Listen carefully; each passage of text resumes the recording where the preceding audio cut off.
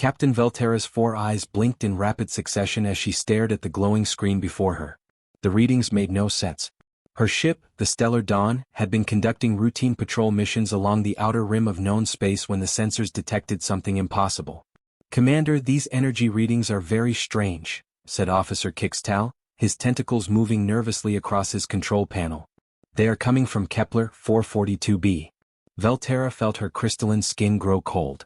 Every spacefarer in the galaxy knew about Kepler 442b. It was the most dangerous planet ever discovered. The Galactic Council had named it Death World Alpha over 300 years ago, and for good reason. "Run the scans one more time," she ordered, hoping the readings were wrong. "Check everything twice."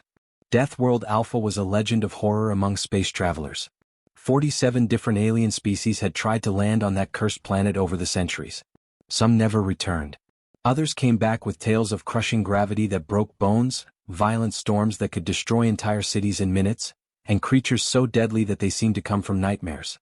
The planet's gravity was almost twice what most species could handle. Its atmosphere was filled with poisonous gases. Massive storms covered half the planet at any given time, with winds strong enough to tear apart steel buildings. And the animals, they were unlike anything else in the galaxy. Predators the size of small ships, with teeth like metal blades and speed that defied nature. But the sensors were not lying. The readings showed clear signs of civilization.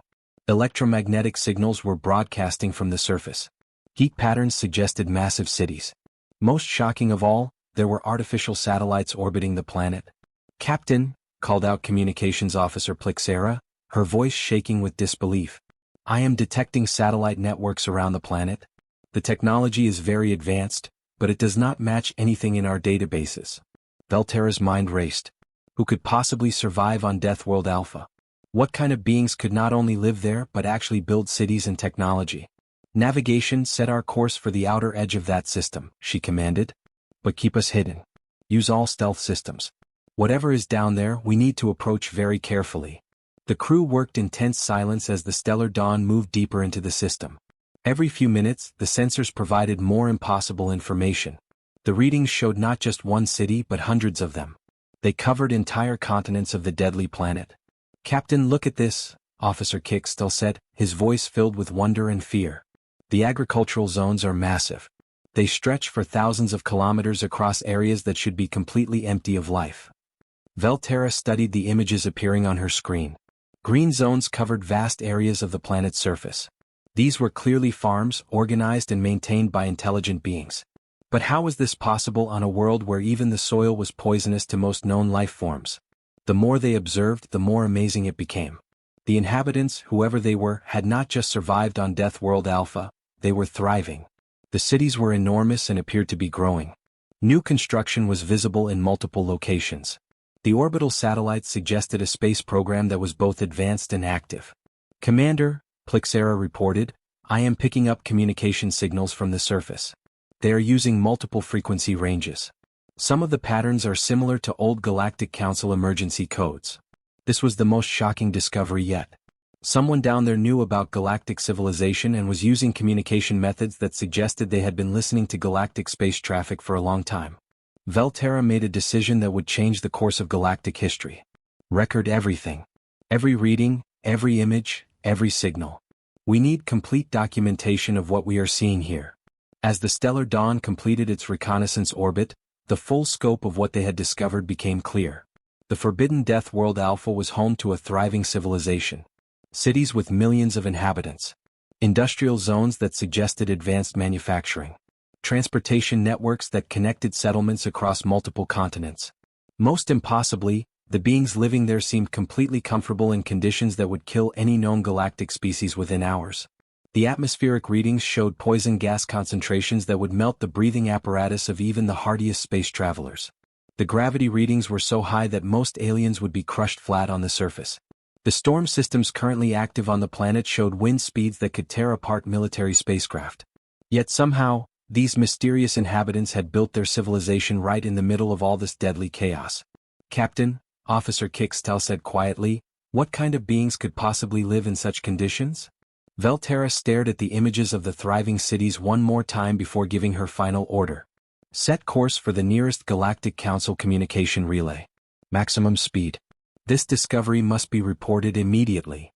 As the Stellar Dawn jumped to hyperspace, carrying news that would shock the entire galactic community, the mysterious inhabitants of Death World Alpha continued their daily lives, completely unaware that they had just been discovered by the rest of the galaxy.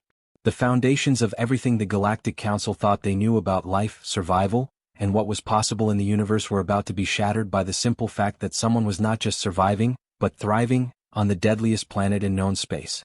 The emergency meeting of the Galactic Council had never seen such chaos.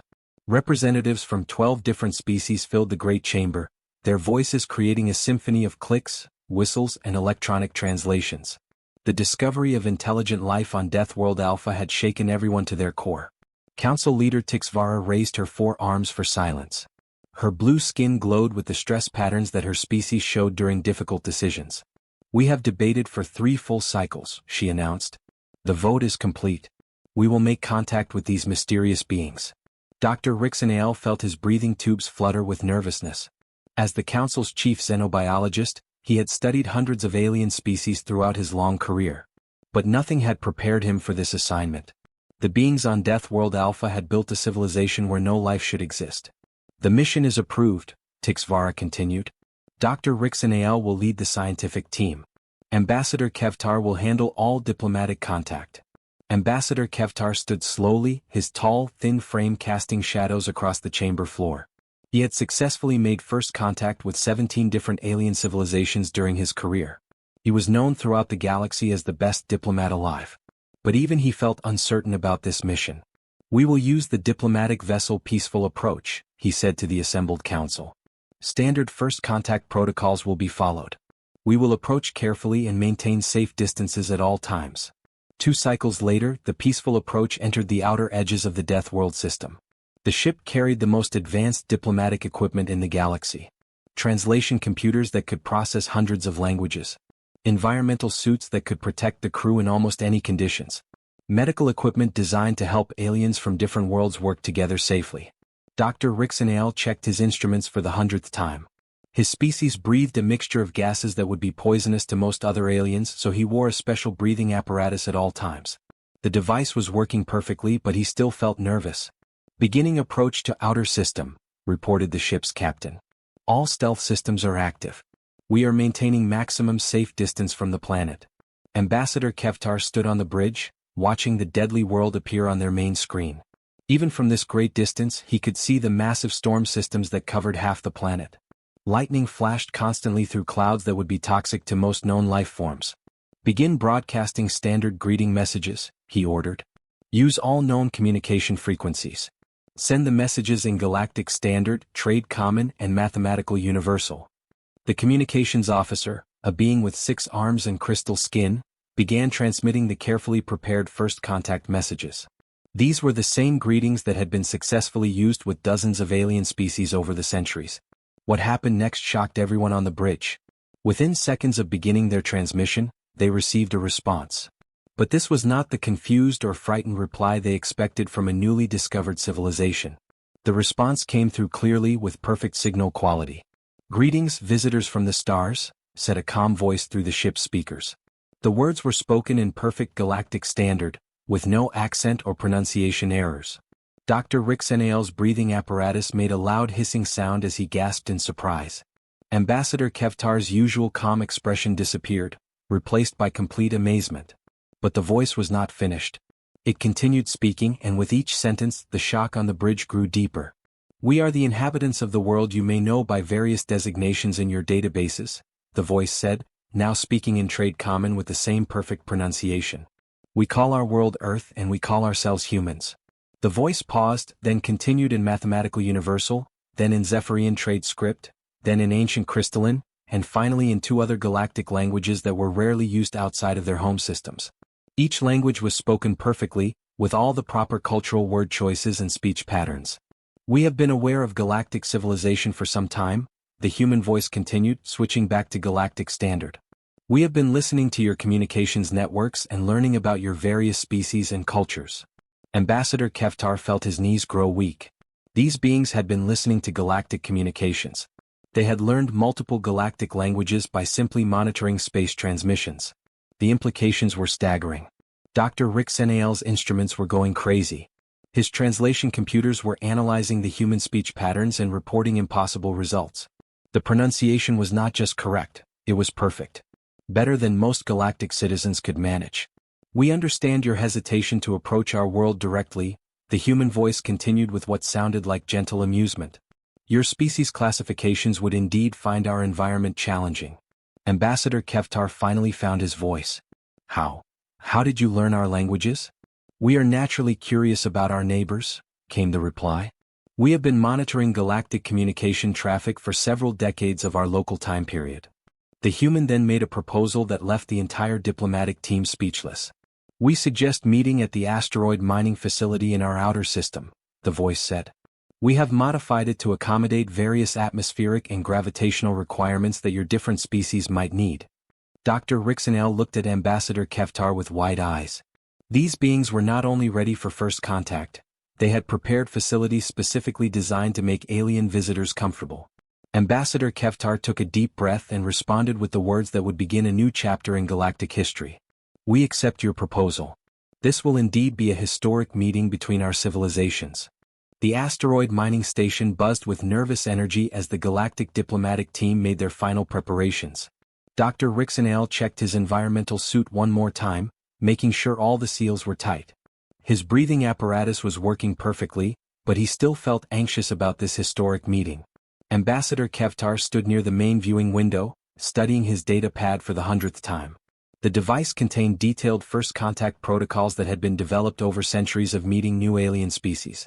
He had used these same procedures successfully 17 times before, but this situation felt different.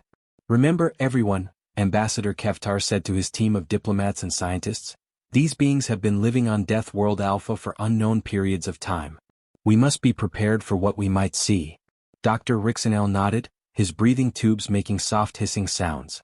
Based on our knowledge of that planet's conditions, they are probably desperate survivors. They may be starving or sick. Their bodies might show damage from the toxic environment. The team had prepared medical supplies and food packages, expecting to meet beings who had barely managed to stay alive in one of the galaxy's most dangerous places. They had brought water purification equipment and emergency shelter materials. Communications Officer Zilken looked up from her control panel. The humans are approaching. 3 vessels on approach vector. They should arrive at the docking bay in a few minutes. Through the large transparent aluminum windows, the diplomatic team watched the human ships approach. The vessels were unlike anything in the galactic database. They were sleek and powerful, with smooth lines that suggested advanced engineering. But what was most surprising was the materials they were built from. Those ships, Dr. Rixenaal said, his voice filled with amazement, they appear to be constructed entirely from materials that came from Death World Alpha itself. The ships moved through space with grace and precision. Their engines glowed with energy that seemed both alien and familiar. As they came closer, it became clear that these were not the desperate escape pods of struggling survivors. These were sophisticated spacecraft built by a confident civilization. Ambassador Keftar felt his assumptions beginning to crumble. How could they build such advanced ships while living in such terrible conditions? The docking procedures went smoothly. The human ships connected to the asteroid station with perfect precision, showing that their pilots were highly skilled and their technology was extremely reliable. Warning lights flashed as the airlocks prepared to cycle open. The diplomatic team stood in formation, ready to offer medical help and emergency supplies to whatever desperate beings emerged from those ships. The airlock doors slid open with a soft hissing sound. What stepped through was nothing like what the galactic team expected.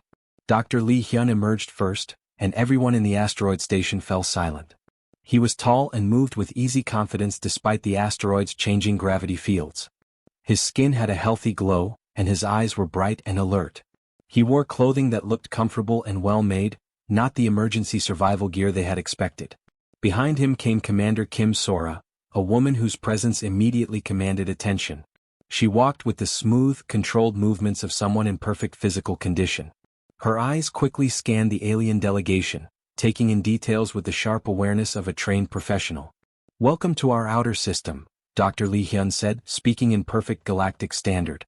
His voice was calm and friendly, without any trace of the stress or desperation the aliens had expected. "I am Dr. Lee Hyun, xenoanthropologist from Earth's First Contact Division. Commander Kim Sora stepped forward with a slight bow, a gesture that showed respect while maintaining dignity. I am Commander Kim Sora, representing Earth's Planetary Defense Coordination. We are honored to meet representatives of the galactic community. Dr. Rixenael's instruments were beeping wildly as they automatically scanned the humans. The readings were incredible. He looked at his device screen and couldn't believe what he saw. The humans had bone density readings that were off the charts. Their bones were almost twice as dense as the galactic average. Their muscle fiber density was similarly impressive, suggesting physical strength that exceeded most known species. Most amazing of all, they appeared to have backup organs, secondary hearts, extra kidneys, redundant lung systems. Excuse me, Dr. Rixenel said, his breathing apparatus making excited whirring sounds, but my instruments are showing very unusual readings. Your physical structure suggests adaptation to extreme gravitational and atmospheric conditions. How do you manage to survive in such a dangerous environment? Commander Kim Sora looked at Dr. Lee Hyun with what appeared to be mild confusion. She turned back to the alien doctor with a puzzled expression. Dangerous environment? She asked. Are you referring to Earth? Yes, Ambassador Keftar said quickly. Your world is classified as Death World Alpha by our council. It is considered the most hostile planet ever discovered. Dr. Lee Hyun smiled gently. I think there may be some misunderstanding. We have always found Earth to be quite comfortable and pleasant. Commander Kim Sora nodded in agreement. The climate keeps life interesting, she said casually. The variety of weather patterns provides good challenges for engineering and agriculture. And our ecosystem is wonderfully diverse and engaging. The alien delegation stood in stunned silence. These humans were describing conditions that would kill most galactic species within hours as pleasant and interesting. Dr. Rixenael felt his breathing tubes flutter with disbelief. Everything he thought he knew about survival and environmental limits was being challenged by these confident, healthy beings who called the galaxy's most deadly world their home. The meeting room in the asteroid station had been transformed into a cultural exchange center. Large holographic displays filled the space, ready to show images and videos from both civilizations. Dr. Lee Hyun stood at the front of the room with a warm smile, clearly excited to share information about his home world. Ambassador Keftar and his team sat in specially designed chairs that accommodated their different body types. Dr. Rixenael had his instruments ready to record everything, while several other alien representatives prepared their translation devices. We are very pleased to show you our world, Dr. Lee Hyun said, activating the first holographic display. This is Seoul, one of our largest cities. The hologram filled the room with a three-dimensional image of a massive city. Millions of humans moved through streets and buildings that stretched as far as the eye could see. The city was clearly thriving with beautiful architecture, advanced transportation systems, and bustling markets. The population density here is about 12 million people, Dr. Lee explained proudly. Living close together allows us to share resources efficiently and creates opportunities for cultural and technological development. Ambassador Keftar felt his breathing apparatus struggle as he read the environmental data displayed alongside the city images. The gravity readings showed surface conditions that would immediately crush his bones. The atmospheric pressure would collapse his lungs within seconds. How? He whispered, how can so many beings live in such conditions? Commander Kim Sora stepped forward to activate another holographic display. Perhaps you would like to see some of our popular recreational activities, she said with obvious pride. The new images made the alien delegation gasp in horror. The hologram showed humans jumping from incredibly high places with only small pieces of fabric attached to their backs. They fell through the air at speeds that would be fatal to most galactic species before these fabric wings slowed their descent. Another image showed humans diving deep into what appeared to be liquid that was under crushing pressure. They swam down to depths where the water pressure should have destroyed their bodies, yet they moved freely and seemed to be enjoying themselves. A third scene displayed humans climbing straight up the sides of massive rock walls using only their hands and feet. The rock faces were completely vertical, with tiny cracks and bumps that barely provided any grip. One small mistake would send them falling to certain death. Dr. Rixenael's breathing tubes made alarmed whistling sounds. These activities, he said, his voice rising with panic, these are extreme survival situations. Our military forces trained for years to attempt similar challenges under controlled conditions with full safety equipment. Dr. Park Woo, who had joined the human delegation, laughed cheerfully. Oh no, these are just sports, he said with a casual wave of his hand. People do these activities for fun during their free time. They help keep us physically fit and provide entertainment. Sports? Ambassador Kevtar repeated weakly. His species considered a gentle walk in low gravity to be adequate exercise. Yes, Commander Kim Sora nodded. We have hundreds of different sports. Some involve racing at high speeds, others test strength or endurance. Many people participate in these activities every day after their regular work. Dr. Lee Hyun activated more displays showing other human activities. Construction workers building skyscrapers while hanging from thin cables hundreds of meters above the ground. Farmers working in fields during violent storms with lightning flashing all around them. Children playing outside in weather conditions that would require emergency evacuation procedures for most galactic civilizations. These storms, Dr. Rixonel said, pointing at an image of humans calmly walking through what appeared to be a natural disaster. Why are they not seeking shelter? The wind speeds could throw them great distances. That was just a spring rain shower, Dr. Park Woo replied. Very pleasant weather for outdoor activities. The children were playing a game that involves running and catching a ball. The alien delegation sat in stunned silence. Everything they were seeing challenged their basic understanding of what was possible for living beings. Commander Kim Sora noticed the confused and frightened expressions on the aliens' faces. She exchanged a look with Dr. Lee Hyun, and both humans seemed to realize that something important needed to be explained. I think there is a fundamental misunderstanding here, Commander Kim Sora said gently. You keep talking about our world as if it were a dangerous place that we somehow managed to survive. She paused and looked directly at each alien representative. You realize that we evolved here, right? Earth is not a hostile environment that we had to adapt to survive. It is our natural habitat. The words hung in the air like a revelation that changed everything. Dr. Lee Hyun nodded and continued the explanation. Everything about our biology developed specifically for these conditions. Our bones, our muscles, our organs, our reflexes, all of it evolved over millions of years to work perfectly in Earth's environment. Our technology, our culture, our entire civilization was built by beings who were designed by nature to live in exactly these conditions, Commander Kim Sora added. What you call extreme and dangerous we call normal daily life. The silence that followed lasted for several long minutes. Each alien representative sat quietly, trying to process what they had just learned. They had not discovered desperate survivors clinging to life on a death world. They had met a species for whom the galaxy's most dangerous planet was simply home. The implications of this discovery would change everything the galactic community thought they knew about life, survival, and what was possible in the universe. The Great Hall of the Galactic Council had never been so crowded. Representatives from 43 different species filled every available space, their various forms of communication creating a symphony of sounds that the translation system struggled to process. Emergency sessions were rare, but this discovery demanded immediate attention from every major civilization in known space. Council leader Tixvara stood at the central podium, her blue skin showing the stress patterns that indicated the enormous importance of this gathering. Around her, beings of every imaginable shape and size waited to hear the full report about the impossible discovery on Death World Alpha. Dr. Rixonale approached the speaking platform with his breathing apparatus working overtime. The excitement and nervousness of addressing such a large gathering was affecting his respiratory system. He had spent the past 7 cycles analyzing every piece of data collected during the human encounter. Honored representatives, Dr. Rixonale began, his translated voice carrying clearly through the Great Hall. The discovery of humans has changed everything we thought we knew about planetary science and biology. The hall fell silent except for the gentle humming of translation devices and life support systems. For centuries we have classified planets based on our own environmental needs, Dr. Rixonale continued. We called worlds with high gravity, extreme weather, or dangerous atmospheres, death worlds because our species could not survive there. He activated a large holographic display that showed dozens of planets marked with warning symbols. But the humans have shown us that these classifications were wrong. What we call death worlds may simply be different types of habitable planets. Places where other forms of life can not just survive but thrive.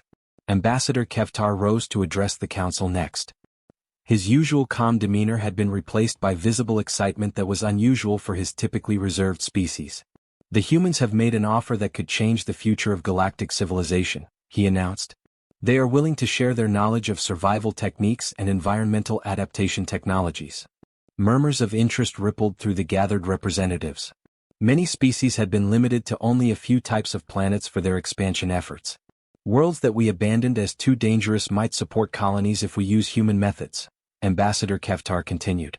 They have offered to help us explore and possibly settle planets we never thought possible. The formal vote to invite humans into the Galactic Council took place 3 cycles later. But this integration was unlike any that had come before. Usually, new species were required to adapt to standard galactic environmental conditions for meetings and cooperation. They had to use the same atmospheric mixtures, gravity settings, and temperature ranges that most galactic species could tolerate. But humans were different. Special facilities were built that could accommodate their preference for high gravity and dense atmosphere. Meeting rooms were constructed with reinforced floors and specialized air systems. The humans were invited to participate in galactic civilization while staying in the environmental conditions they needed. The real revolution began when joint exploration missions started forming. Within one orbital period, human-alien teams were being organized to investigate planets that had been written off as impossible to explore. Commander Kim Sora stood on the observation deck of the exploration vessel New Horizons, watching her mixed team of humans and aliens prepare for their latest mission. Through the reinforced windows, she could see Kepler 438b, a planet that galactic surveys had marked as extremely hazardous, due to surface temperatures that regularly reached over 400 degrees Celsius. Initial scanning is complete, reported Dr. Choi Min, the team's geological specialist. He was studying readouts that showed mineral compositions and geological formations. The planet appears to have excellent potential for mining operations and possible industrial development. Commander Kim Sora nodded as she reviewed the data. The temperature readings that terrified other species looked manageable to human engineering standards. The atmospheric conditions that would be lethal to most galactic life forms seemed like interesting challenges to overcome. Through another viewport, she could see the alien members of the expedition team working from their heavily shielded observation stations. They monitored the mission from safe distances, still learning to adapt to human approaches to exploration. What the galactic community had always called impossible, humans simply called interesting problems to solve. The mission proceeded faster than anyone had expected. Human teams established surface bases in conditions that should have been deadly. They set up mining operations and began extracting valuable resources that no other galactic species could have accessed. 6 months later, the final transmission from the New Horizons reached the Galactic Council headquarters. Commander Kim Sora's voice came through clearly on the communication systems. Colony establishment is proceeding ahead of schedule, she reported. Local environmental conditions are proving suitable for expanded human habitation. The mineral extraction operations are exceeding all projected targets. She paused before delivering the message that would change galactic civilization forever. We are requesting permission to begin Phase 2 development. We believe this planet can support a permanent population of 50,000 humans within 2 standard years. As the message concluded, representatives from dozens of species throughout the galaxy looked at their star charts with completely new understanding. Planets that had been marked as forbidden zones suddenly seemed like potential opportunities. The galaxy had not become larger, but it had certainly become much more full of possibilities than anyone had dared to imagine. What had once seemed impossible was now simply a matter of finding the right species for the right world. The age of human exploration had begun, and with it came the promise that the galaxy held far more habitable worlds than anyone had ever dreamed possible.